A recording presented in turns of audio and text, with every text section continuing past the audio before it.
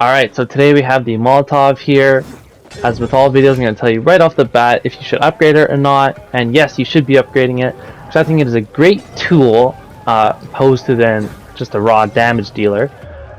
We'll get into all of its uses here. We'll start off just by showing you right here, what's on screen is it completely takes out human enemies out of the fight. You can see here, none of these guys are a threat to me. I can just run in here and untie this guy if I wanted.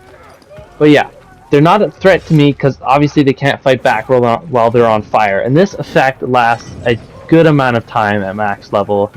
The bad thing about the Molotov being explosive and kind of firing like that is it will damage you like that. And I just lost about half my health there at point blank throwing that Molotov.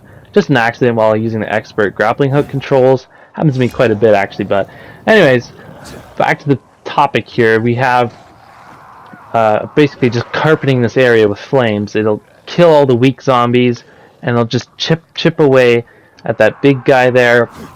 And it also sets off propane tanks, which can be a good thing or a bad thing depending on how you look at it. You get virals, but you deal extra damage.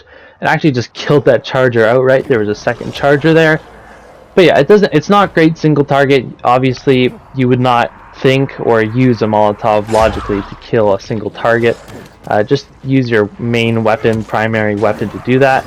This viral here, you can see it did a little bit of damage here with that initial explosion, but again, with tougher enemies, you want to just use your primary weapon. However, in a volatile hive here, it's good use of the Molotov, where I'm just periodically just going to spam it on the floor here, and it's just, again, just going to chip away at those high health bars and do damage passively while I can just one-on-one fight volatiles or whatever. So, again, you see this volatile is on fire. It's just going to collectively damage the herd. It's just basically going to thin the herd in terms of health, not actually kill them. But you can just see those health bars, you know, they're dwindling. And since they're in a fire animation and out of the fight sometimes, I can just use a crossbow or whatever I want to just damage them from afar without any risk. Here's just another angle. You can see those goons' health bars are lowering. This volatile, I'm just taking him one-on-one, just running around the building here.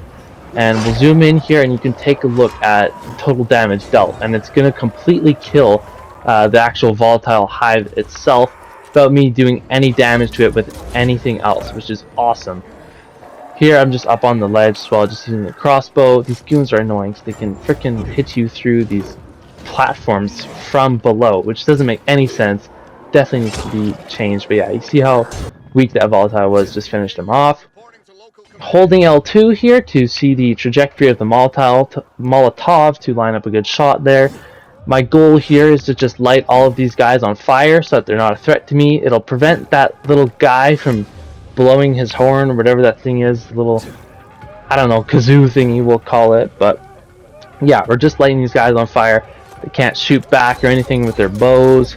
They're just going to sit there and eat these crossbow shots, which is great. You see this lieutenant. Of course, you use your crossbow for single target while the fire is just there chipping away. It's a great accessory. I recommend you upgrade it. But that's going to be all for this video. Thank you guys for watching, and I'll see you in the next one.